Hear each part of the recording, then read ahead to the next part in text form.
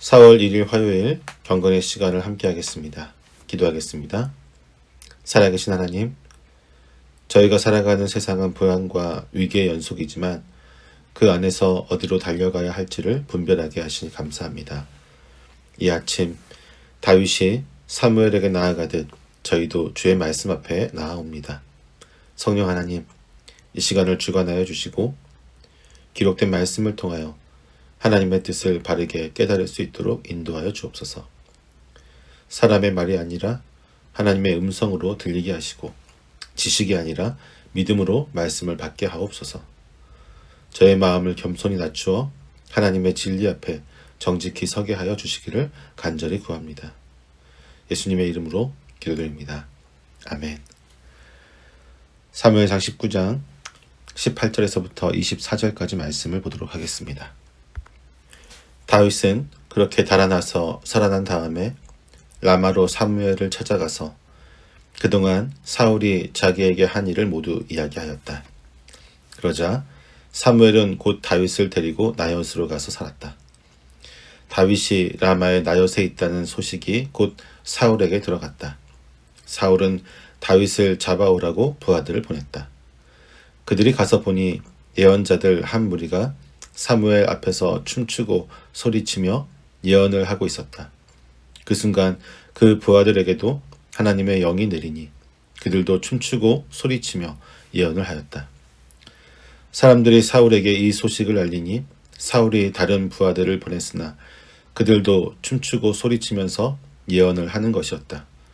사울이 다시 세 번째로 부하들을 보내니 그들도 마찬가지로 춤추고 소리치면서 예언을 하였다. 드디어 사울이 직접 라마로 갔다. 그는 세구에 있는 큰 우물에 이르러 사무엘과 다윗이 어디에 있는지를 물었다. 사람들은 그 두 사람이 라마의 나엿에 있다고 대답하였다. 사울이 거기에서 라마의 나엿으로 가는데 그에게도 하나님의 영이 내려서 그는 라마의 나엿에 이를 때까지 계속하여 춤추고 소리치며 열광 상태에서 예언을 하며 걸어갔다. 사무엘 앞에 이르러서는 옷까지 벗어버리고 춤추고 소리치면서 예언을 하고 나서 그날 하루 밤낮을 벗은 몸으로 쓰러져 있었다. 사울도 예언자가 되었는가 하는 말이 여기에서 나왔다. 아멘. 사람은 위기 속에서 진짜 자신이 어디에 소속되어 있는지를 드러냅니다. 평안할 때에는 누구나 믿음이 있는 것처럼 보입니다. 그러나 갑작스럽고 두려운 상황이 닥치면 우리는 본능적으로 자신이 믿고 의지하던 곳으로 도망치게 됩니다.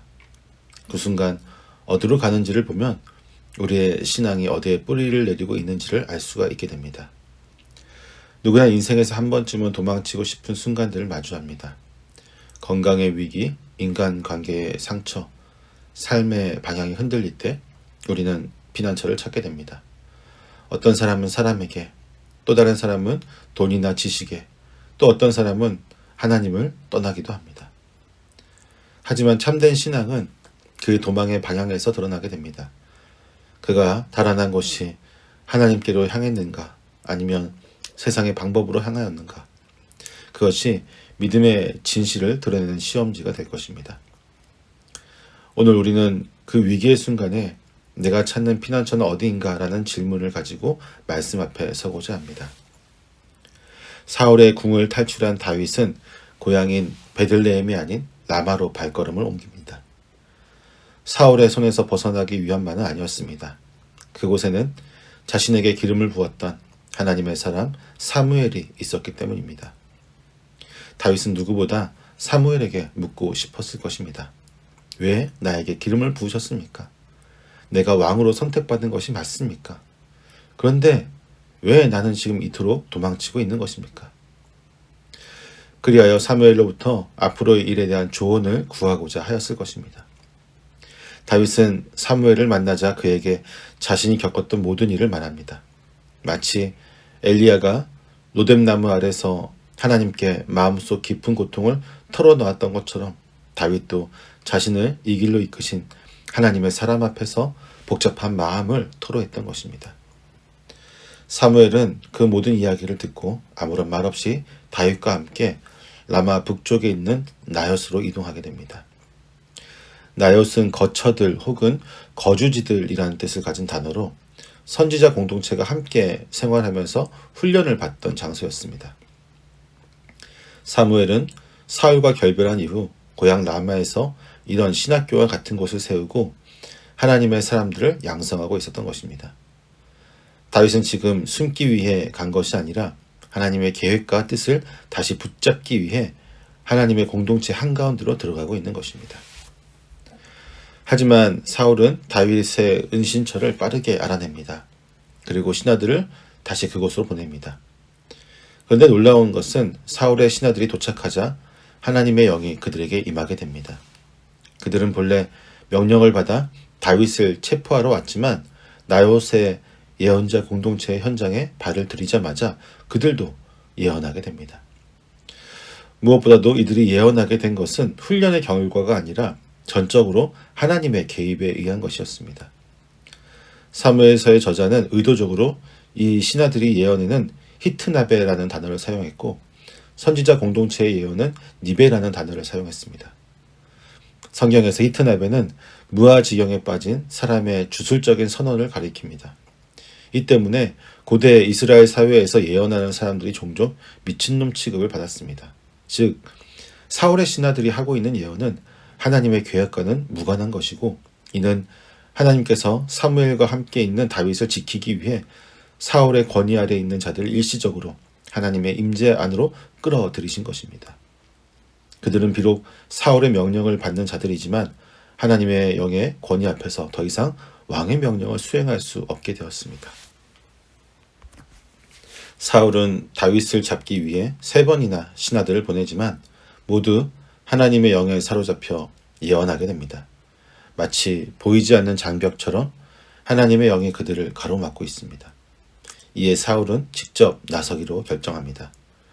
사울의 모습은 마치 모든 수단과 방법을 동원하고도 모자라 필사적으로 하나님의 뜻을 막으려고 하는 것처럼 보입니다. 사울은 길을 따라 라마로 향했습니다. 그는 세구에 있는 큰 우물에서 사람들에게 사무엘과 다윗이 어디 있는지 묻습니다. 사울이 처음 라마를 방문했었던 것은 잃어버린 암나귀를 찾으러 갔다가 사무엘에게 기름 부음을 받던 구장에서의 일입니다. 그때는 하나님의 부르심을 받은 은혜의 장면이었지만 이번에는 하나님의 계획을 방해하는 파국의 여정으로 묘사가 되고 있습니다. 이러한 대조는 계속 이어집니다. 사울이 나요스에 가까이 이르기도 전에 하나님의 영이 그에게 임합니다. 이전에 보냈던 신하들은 예언자 무리 가운데에서 예언하게 되었지만 사울은 아직 도착도 하지 않았는데 길 위에서부터 예언을 하기 시작한 것입니다. 그리고 나요스에 도착했을 때에는 하나님의 영이 그를 완전히 사로잡아 옷을 모두 벗기고 벌거벗은 채 예언을 하게 됩니다. 독자들은 이곳에서 이스라엘의 가장 권위 있는 자가 하나님 앞에서 무력화되는 장면을 목도하게 됩니다. 사울은 여호와의 말씀을 버렸기 때문에 이제는 역설적으로 그 말씀을 전달하는 입이 되어야만 하는 심판을 받게 된 것입니다. 사울의 옷을 벗고 예언하는 장면은 고대 근동의 상징으로 보자면 매우 모욕적인 상황이었습니다. 옷을 벗는다는 행위는 단순히 몸을 드러내는 것을 넘어 권위와 지위를 박탈당하는 것, 더 나아가 관계의 단절을 의미하기도 합니다. 때문에 노아 역시 자신의 벗은 몸을 본 작은 아들 가나안에게 분노하였던 것입니다. 또한 24절에서 사울은 사무엘 앞에 이르러서 옷을 벗어버립니다. 고대 이스라엘에서 파혼은 신랑이 신부의 예복을 벗기는 것으로 형상화되었습니다. 때문에 사무엘 앞에서 사울의 의복이 벗겨진 것은 9장에서 혼인관계처럼 묘사되었던 그리고 그렇게 시작되었던 둘의 관계가 이제는 파혼으로 완전히 끝나게 되었음을 상징적으로 보여주고 있는 것입니다. 또한 사무엘이 벗은 의복은 왕의 의복이었습니다. 하나님께 버림받은 왕은 끝까지 자신의 자리를 지키려고 했지만 하나님의 영이 임하자 스스로 왕의 옷을 벗어버림으로써 자신에게 왕의 자격이 없음을 보여주고 있습니다. 예언 행위 자체도 정반대의 의미로 전환됩니다. 처음 기름 부음을 받았을 때 사울이 예언했던 것은 하나님의 선택을 확증하는 영광이었습니다. 그러나 이번 예언은 그의 몰락을 알리는 수치가 되었습니다. 이로 인해 사람들 사이에는 다시 한번 속담이 회자됩니다. 사울도 예언자들 가운데 있는가? 처음 이 말이 나왔을 때는 사울의 영적인 잠재력을 놀라워하는 말이었지만 지금은 사울을 조롱하는 말로 전락했습니다. 왕으로서의 권위는 벗겨지고 그는 예언자들 사이에서 미친 사람처럼 밤낮 누워서 예언합니다. 사울은 다윗을 끌어내리려 했지만 오히려 자신이 완전히 무너지는 길로 나아가고 말았습니다. 다윗은 위기의 순간에 어디로 가야 할지를 알았습니다. 그는 왕궁도 고향도 아닌 하나님의 사람이 있는 곳으로 나아갔습니다. 세상적으로 보면 무력해 보이는 선택이었지만 그곳은 하나님의 임재가 머무는 곳이었고 하나님의 손길이 역사하는 장소였습니다. 사무엘과 함께한 나봇에서 다윗은 비로소 인간의 보호가 아닌 하나님의 보호 아래 거하게 됩니다. 반면 사울은 하나님의 뜻을 거스르려 할수록 점점 더 깊은 혼란과 수치에 빠져들게 됩니다. 그는 다윗을 붙잡기 위해 무력과 권력을 동원하지만 하나님의 영 앞에서는 무력할 수밖에 없었습니다. 오히려 그의 옷이 벗겨지고 그는 땅에 엎드러져 밤낮 예언하는 수치를 당하게 됩니다. 하나님은 그분의 뜻을 이루시는 분이십니다. 어떤 인간도 그것을 꺾을 수는 없습니다. 그러나 중요한 것은 우리가 그 뜻 앞에 어떠한 태도로 서 있는가입니다. 다윗처럼 하나님의 계획을 신뢰하며 주님이 임재하시는 곳을 찾는 자가 될 것인가? 아니면 사울처럼 자신의 자리를 지키려다 하나님께 대적하는 자가 될 것인가? 우리의 선택은 무엇이 될까요? 우리의 삶에도 예기치 않은 위기와 도망쳐야 할 순간들이 찾아올 수 있습니다. 그러나 그때 기억해야 합니다. 하나님의 사람과 함께하는 자리, 말씀과 기도의 자리가 가장 안전한 피난처임을 말입니다. 그리고 그곳에서 우리는 다시 하나님의 뜻을 붙들 수 있습니다. 오늘 하루 우리의 피난처는 사람이 아니라 하나님이심을 고백하며 살아갈 수 있기를 소망합니다. 하나님의 영이 머무시는 곳, 우리는 비로소 회복되고 보호받고 세움을 입게 될 것입니다. 기도하겠습니다. 진리를 깨닫게 하신 하나님, 저희가 위기의 순간마다 어디로 가야 할지를 말씀을 통해 배우게 하시니 감사합니다.